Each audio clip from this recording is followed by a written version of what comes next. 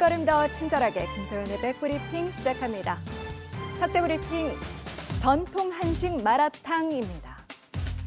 우리 전통 풍속화 하나 먼저 보실까요? 주막에서 사람들이 여러 가지 전통 음식을 먹고 있죠.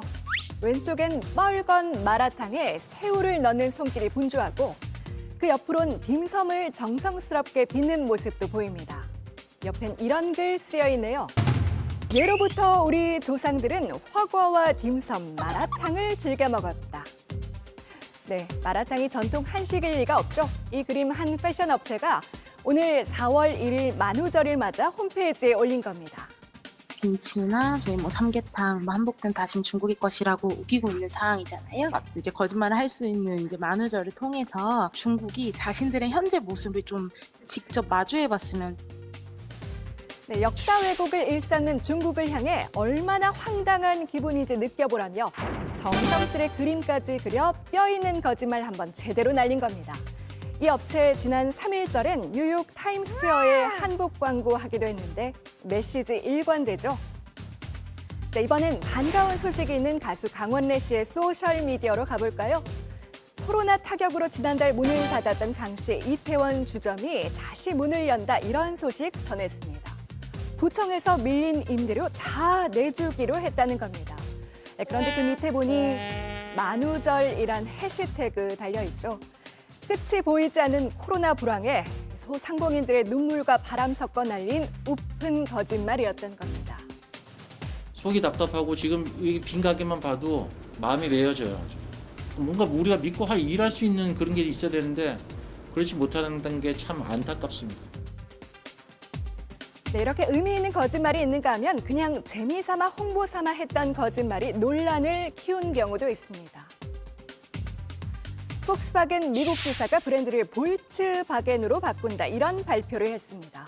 기존 로고의 K를 T로 바꾸면 볼트, 전압의 단위가 되죠.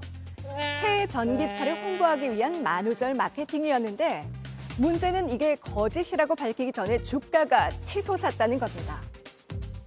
이 때문에 주가 조작 혐의로 금융당국의 조사를 받을 수 있다 이런 전망까지 나옵니다.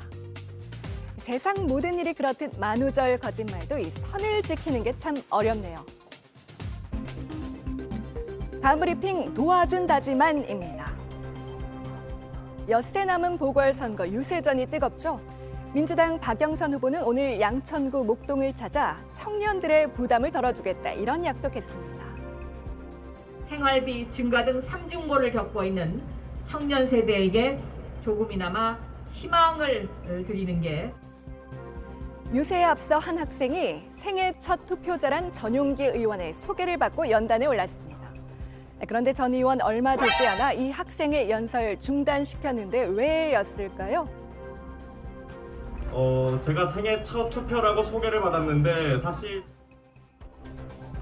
이렇게 학생이 사실 고등학교 2학년으로 투표권이 없다.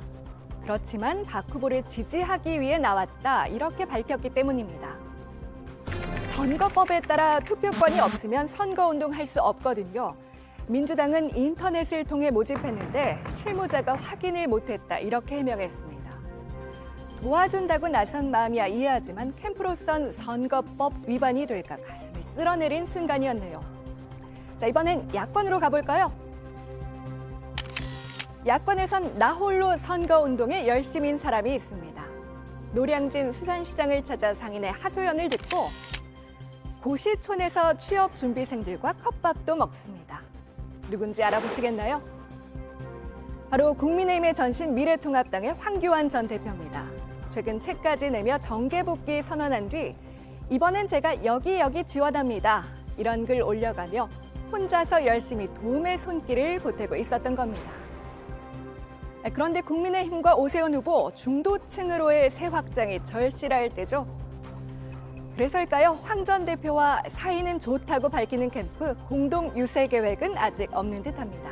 오늘 백브리핑 여기까지입니다.